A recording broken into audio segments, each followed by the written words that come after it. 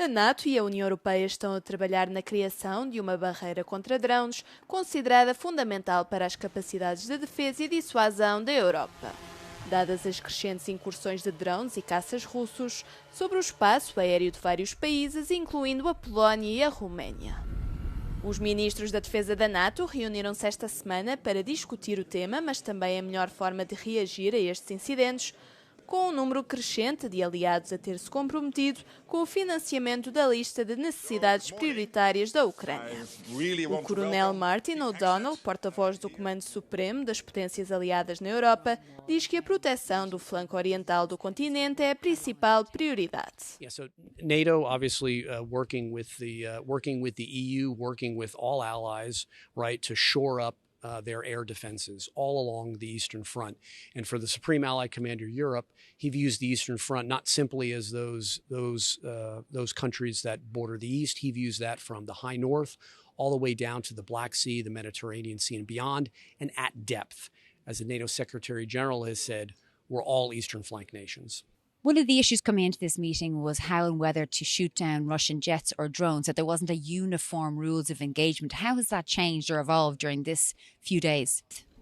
So I think one of the most important things to mention is the fact that SACEUR, Supreme Allied Commander Europe, with all forces that are assigned to him, assigned to NATO, has the authorities at the moment to act. And we saw that with the incident in Poland and Estonia recently, where NATO had the authorities to and acted appropriately. There's been a lot of reports that there's been quite a sudden and sharp decrease in military spending and military support for Ukraine amongst allies, over 40%. I mean, what's your response to that? Is that worrying, obviously, now coming into the winter? There was momentum from all the nations on contributions, not just to per se bilateral contributions from a nation to Ukraine or multilateral contributions, but also for initiatives such as the PEARL or the Prioritized Ukraine Requirements List. Very, very good response. I believe you heard that from the Secretary General, right? More than half of NATO allies have expressed commitments to contribute. And I think we'll see here more announcements very, very soon. Now, we know that Donald Trump is obviously going to make a decision on Friday about tomahawks and the use of tomahawks, but what's your own impression of the impact of this discussion? Well, I think there's a number of things worldwide, right, that potentially make the movement towards peace more possible. We saw recent developments in the Middle East, right, that President Trump drove. We'll see what happens on Friday, and we'll see what happens from Friday. As forças russas dispararam centenas de drones e mísseis contra a Ucrânia durante a madrugada de quinta-feira, tendo como alvo várias cidades e atingindo infraestruturas energéticas. 2 pessoas ficaram feridas em Nizhyn, na região norte de Chernihiv, depois de drones atingirem 2 prédios residenciais. Segundo as autoridades, um dos edifícios sofreu um colapso parcial, comprometendo a integridade estrutural e tornando-o uma ameaça para os residentes. As autoridades locais afirmam que os ataques também visaram deliberadamente zonas civis, incluindo infraestruturas que fornecem água, eletricidade e recursos à região. 4 pessoas ficaram feridas na região vizinha de Sumy após mais de 135 ataques em mais de 3 dezenas de povoações. As autoridades ucranianas também comunicaram a continuação dos ataques na povoação de Konstantinivka, em Donetsk, na região oriental do Donbass. Volodymyr Zelensky condenou os últimos ataques, classificando-os como uma estratégia de duplo terror e instou os legisladores europeus e ocidentais a aumentarem a pressão sobre Moscovo para que ponha fim à guerra. Entretanto, Kiev anunciou que tinha atingido com êxito uma refinaria de petróleo na região russa ocidental de Saratov. As forças de operações especiais ucranianas afirmam que o ataque foi um duro golpe e é o mais recente de uma série de ataques ucranianos contra o setor energético do Kremlin, que, segundo o país, financia a invasão. O presidente interino da Síria, Ahmad al-Shara, encontrou-se com o presidente russo, Vladimir Putin, em Moscou, numa visita oficial sem precedentes na quarta-feira. A visita ocorre menos de um ano depois de al-Shara ter liderado uma rápida rebelião em dezembro passado, que destronou o regime de Bashar al-Assad, presidente de longa data e aliado do Kremlin. Al-Shara foi recebido com todas as honras militares, numa altura em que o Kremlin procura estabelecer bases de entendimento com os novos dirigentes do país. Putin disse, no entanto, entanto, que a política russa em relação à Síria permanece constante, afirmando que está enraizada no mesmo princípio de sempre. В России никогда в отношении Сирии не было никаких каких-то отношений, связанных с нашей политической конъюнктурой или с особыми интересами. Мы всегда руководствовались на протяжении всех этих десятилетий одним – интересами сирийского народа. Em declarações aos jornalistas, Al-Shara referiu que a Síria partilha uma ligação profunda e histórica com Moscovo, lembrando que grande parte das infraestruturas foram construídas e são mantidas pelos russos. O antigo presidente Bashar al-Assad reside atualmente na Rússia, desde que fugiu da Síria quando as forças rebeldes entraram na capital, Damasco. Al-Shara deverá pedir a extradição de Bashar al-Assad para ser julgado pelos crimes de guerra cometidos durante os 14 anos de guerra civil na Síria. Numa entrevista concedida aos meios de comunicação social norte-americanos, no início desta semana, Al-Shara afirmou que o governo utilizará todos os meios legais disponíveis para responsabilizar o presidente deposto. Até à data, o Kremlin tem evitado o assunto. Uma caravana humanitária atravessou a fronteira de Rafah, do Egito para Gaza, na quarta-feira, segundo anunciou o Crescente Vermelho egípcio. Os 400 caminhões transportavam 5.700 toneladas de alimentos, mais de 1.400 de material médico e cerca de 2.500 de combustível.